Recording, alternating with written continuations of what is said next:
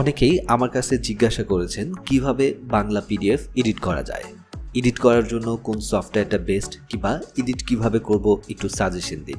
আজকের ভিডিওটি মূলত তাদের জন্য। আজকের ভিডিওতে আমি দেখাবো কিভাবে আপনি বাংলা পিডিএফ এডিট করবেন। আমরা সাধারণত ইংলিশ পিডিএফগুলো যে কোনো ধরনের অনলাইন থেকে কিন্তু এডিট করতে পারি, বাট আমরা সমস্যায় ভুগি সমস্যাটা তখনই দেখা যায় যখন আমরা বাংলা কোনো পিডিএফ এডিট করতে যাই। সেক্ষেত্রে অনেক জটিলতা চলে আসে। এর জন্য অবশ্য আপনাদের একটি সফটওয়্যারের প্রয়োজন হবে, অ্যাডোবি অ্যাক্রোবেট ডিসি প্রো সফটওয়্যারটি। এই সফটওয়্যারটি কোথায় পাবেন?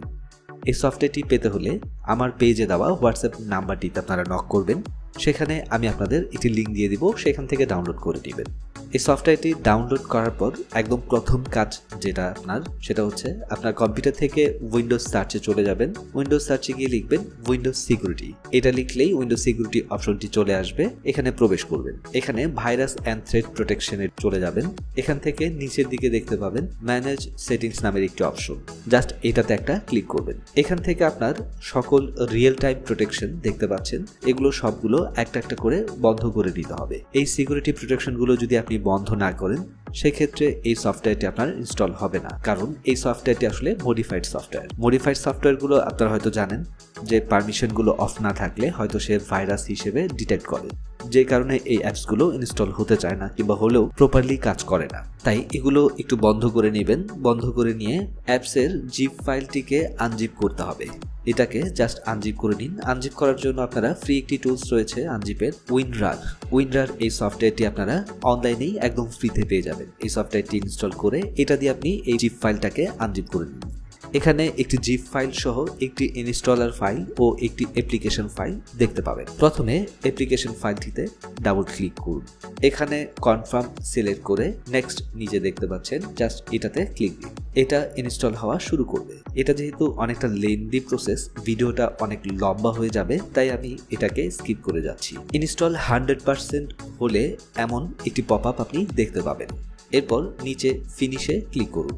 এবার অটো সেটআপ অপশনটি চলে আসবে। এখানে যা আছে তাই থাকবে, এটাকে এভাবেই রাখবেন।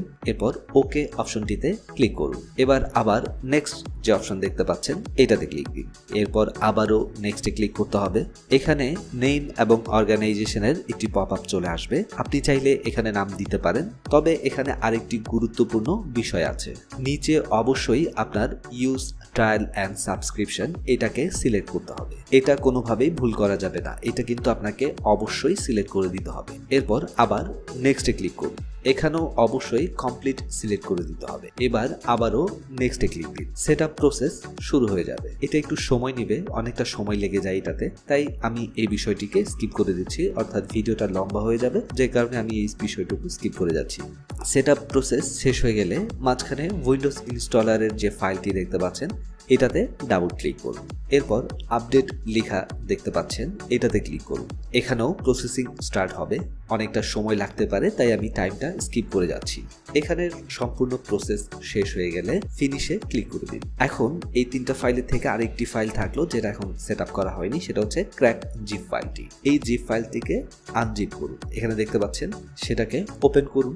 এখানে এই অ্যাপ্লিকেশন ফাইলটি দেখতে পাচ্ছেন, এটাকে কপি করুন।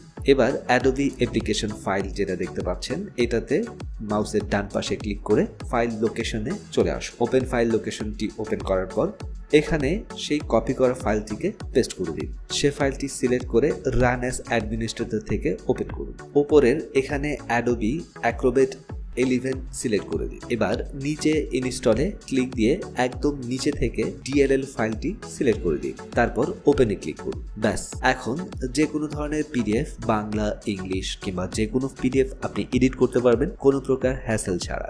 ভিডিওটি ভালো লাগলে লাইক, শেয়ার এবং কমেন্ট করতে ভুলবেন না। এমন সব দরকারি ভিডিও পেতে টেক মাই টিউনকে ফলো দিয়ে রাখতে পারেন, আর ভিডিওটি সবার সাথে শেয়ার করতে ভুলবেন না।